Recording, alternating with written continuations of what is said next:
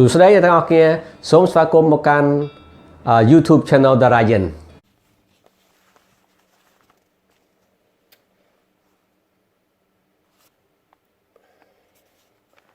អាមេរិកនឹងលុបប្រព័ន្ធ GSP លើទំនិញអង្កររួមទាំងកម្ពុជា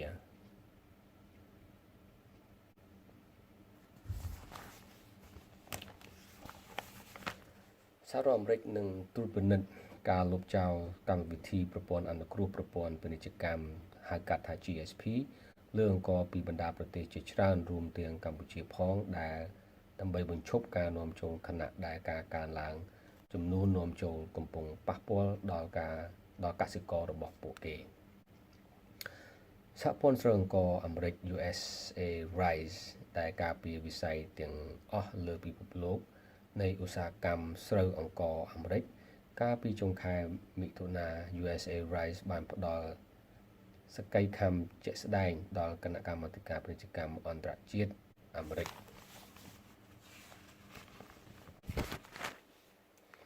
ក្នុងការគ្រប់គ្រងការលុបចោលពីបញ្ជីទំនិញដែលមានលក្ខណៈសម្បត្តិគ្រប់គ្រាន់ស្ថិតក្រោមប្រព័ន្ធអនុគ្រោះប្រព័ន្ធពាណិជ្ជកម្មហៅកាត់ថា GSP សហព័ន្ធនេះបានឲ្យដឹងថាអាមេរិកបានផ្ដល់អត្ថប្រយោជន៍តាមរយៈ GSP រយៈពេលវែងដល់បណ្ដាប្រទេសកំពុងអភិវឌ្ឍដែលផ្ដល់លទ្ធភាពនាំចូលទីផ្សារអាមេរិកដោយ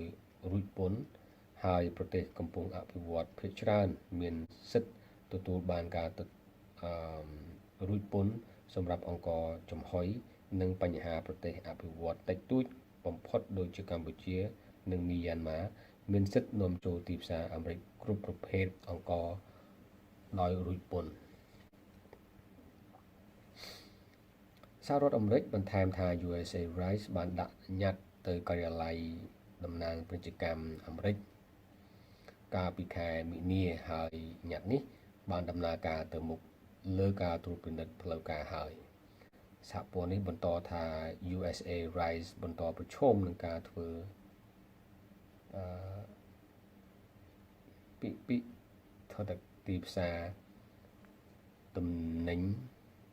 នាំចេញដែលឧស្សាហកម្មក្នុងស្រុកមួយនេះបញ្ជាក់ពីភាពរសើបលើការនាំចូលនិងប្រើប្រាស់របាំងពន្ធនិងមិនមែនពន្ធដើម្បីចូលវាដល់ពេលទទួលស្គាល់ថាអង្គរដែលផលិតនៅអាមេរិកកំពុងមានភាពរសើបក្នុងការនាំចូលផងដែរយោងតាមព័ត៌មានដែលបានទទួល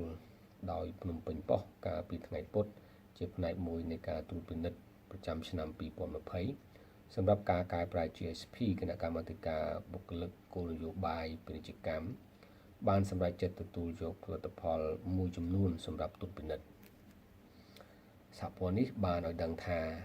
បានទទួលយកញត្តិនេះដើម្បីលុបចោលនៅ GSP នេះឥឡូវ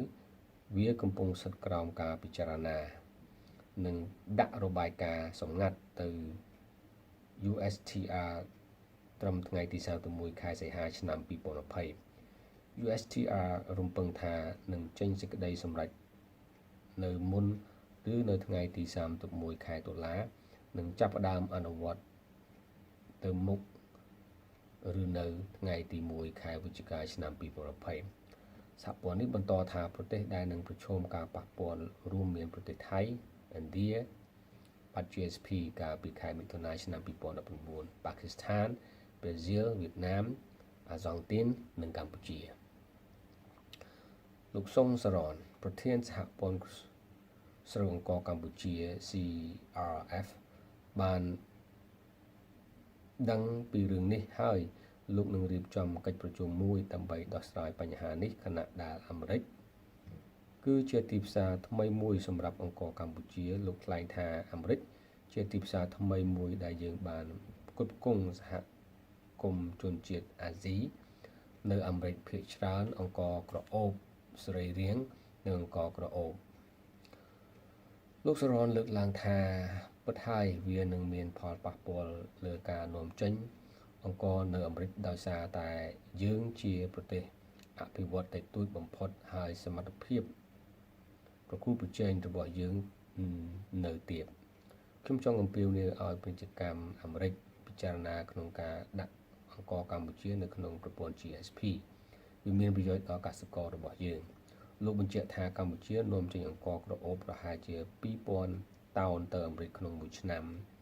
2019 និងឆ្នាំ 2020 តោន 3,000 តោនក្នុងរយៈពេល6ខែឆ្នាំ 2020 ប៉ុន្តែលោកសៀងថៃអ្នកនាំពាក្យក្រសួងពាណិជ្ជកម្មបានអះអាងថាអង្ករកម្ពុជាមិនទាន់បញ្ចូលក្នុងប្រព័ន្ធ GSP ទេលោកនិយាយថាតាមការសាកសួរពីនាយកដ្ឋានអាមេរិកកម្ពុជាមិនបានទទួល GSP ពីអាមេរិកទេលើផលិតផលអង្ករបច្ចុប្បន្នកម្ពុជាទទួលបានតែ GSP លើផលិតផលធ្វើដំណើរដែលសុពលភាព GSP នោះក៏នឹងផុតនៅក្នុងឆ្នាំ 2020 នេះផងដែរការនាំចេញអង្កររបស់កម្ពុជាបានកើនឡើង 41% ដល់ទៅ 397,660 តោននៅក្នុងចុងទី1ឆ្នាំនេះធៀបនឹង 281,538 តោនដែលបាននាំចេញនៅក្នុងរយៈពេលដូចគ្នាកាលពីឆ្នាំមុន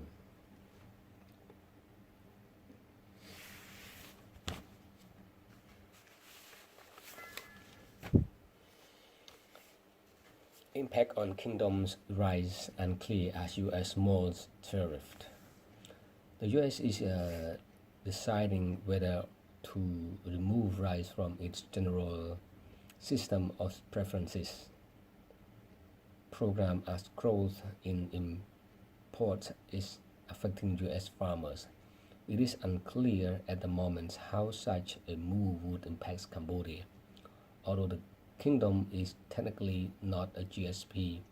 recipient. It receives duty-free access. At least developed country LDC, USA Rice Federation, USA Rice, global advocate for all segments of the U.S. rice industry, testified at the U.S. International Trade Commission hearing late last month,